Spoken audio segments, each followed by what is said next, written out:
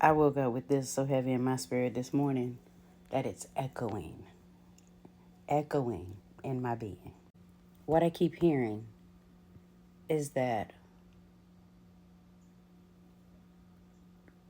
the Bible, Christianity, holy books became the new noose around people's necks for someone to control how far you go, what you will say. It's like a energetic noose, one that makes you mind your words, makes you second guess the words that you're going to say out of your mouth, can manage your thoughts. You'll think something that you really want to say and then find another way of saying it versus expressing yourself. It hinders and dampens true expression.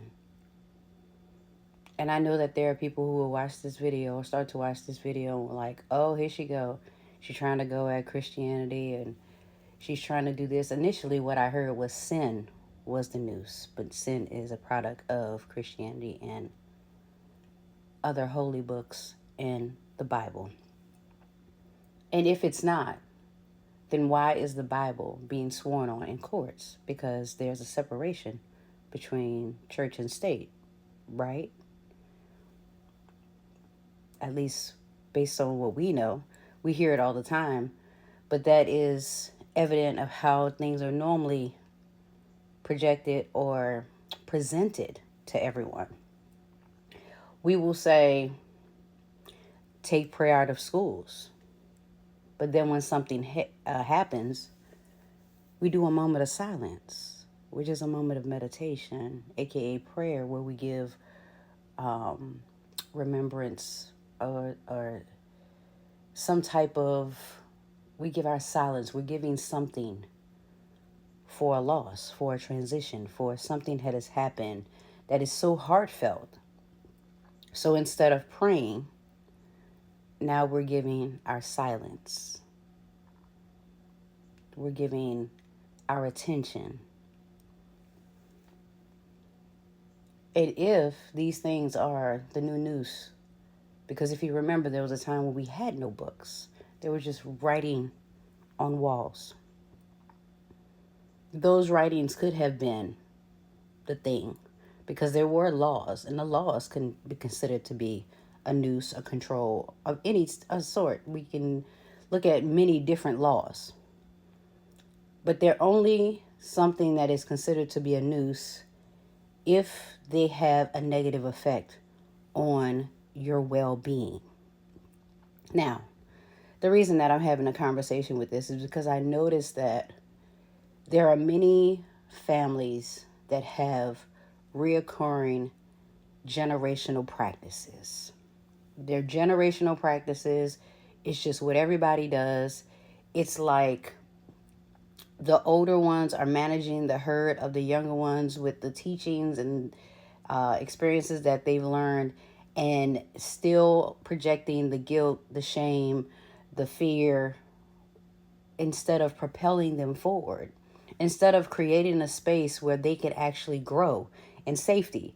Why learn lessons and have experiences if the person that looks up to you or that you care for still has to fear, still has to struggle, still has to figure it out for themselves? Like, what experiences? They don't even do that in corporate America, or do they? That's why we have good old boy systems and clubs and fraternities and sororities to give you a leg up, as long as you do what it is that you're supposed to do if you follow the laws. But we have nothing in place family-wise that allows the youth, the ones underneath us, the ones that are coming up, to safely figure out who they are. So we have, as a society, we have not allowed to fully be ourselves. We have been taught who to be, taught how to think, taught where to go, how to process. Yet we complain about it, and yet we hold our children and grandchildren and grandchildren to the same exact rules, and we say that we're doing it from a safety standpoint. It's just to keep you safe. Or we will say, well, so I'm not provoked.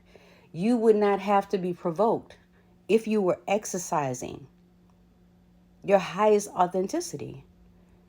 And the reason that you hold so much anger and frustration and sadness is because you're not expressing the emotions that are within you.